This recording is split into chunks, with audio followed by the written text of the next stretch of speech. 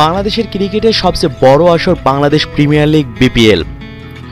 প্রতিবারের মতো এবারও অনুষ্ঠিত হবে জমজমাট এই আসর। এবার বিপিএল এর পঞ্চম আসর শুরু হচ্ছে আগামী নভেম্বরে। এবার আইকন ক্রিকেটারদের ক্ষেত্রে নতুন নিয়ম চালু করেছে বিপিএল গভর্নিং কাউন্সিল। তারা চাইলে যে কোনো ফ্র্যাঞ্চাইজিতে যেতে পারবেন। পাশাপাশি আইকন ক্রিকেটারদের পারিশ্রমিক বিপিএল গভর্নিং কাউন্সিলের পক্ষ থেকে নির্ধারণ করে দেওয়া হয়নি। তাদের পারিশ্রমিক নির্ধারণ হবে ফ্র্যাঞ্চাইজিগুলোর সাথে আলোচনার ভিত্তিতে। ইতিমধ্যে প্রায় সব দলেই নিজেদের আইকন ক্রিকেটারদের নিশ্চিত করেছে। আগের আসরে কুমিল্লা ভিক্টোরিয়ান্সের আইকন এবং অধিনায়ক মাশরাফি বিন মুর্তজা ছিলেন, তবে এবার নতুন দলের সাথে যুক্ত হয়েছেন মাশরাফি। রংপুর রাইডার্স দলে ভিড়িয়েছে বাংলাদেশ ওয়ানডে অধিনায়ককে। এর জন্য দলটিকে গুনতে হয়েছে তামিম ইকবালের 85 লাখ টাকারও বেশি পরিমাণ টাকা। বিপিএল এর প্রথম আসরে না থাকলেও এর পর থেকেই সব আসরেই ছিল রংপুর রাইডার্স। তবে বিপিএল এ বড় কোনো সাফল্য নেই দলটির।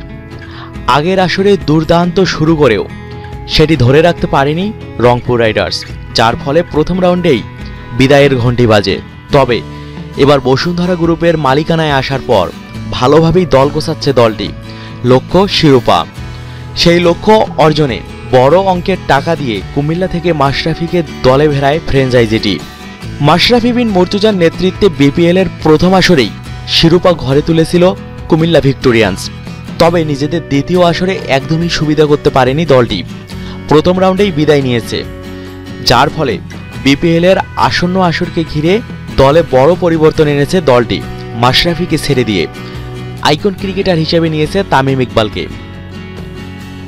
এদিকে তামিম ইকবালকে দলে ভেড়াতে কুমিল্লাকে গুনতে হচ্ছে 85 লক্ষ টাকা। তবে সেটার জন্য আছে শর্ত, দলকে যেতে হবে প্লে অফে। তবে মাশরাফি কোনো রকম শর্ত ছাড়াই পাবেন 85 লক্ষ টাকারও বেশি পরিমাণ অর্থ।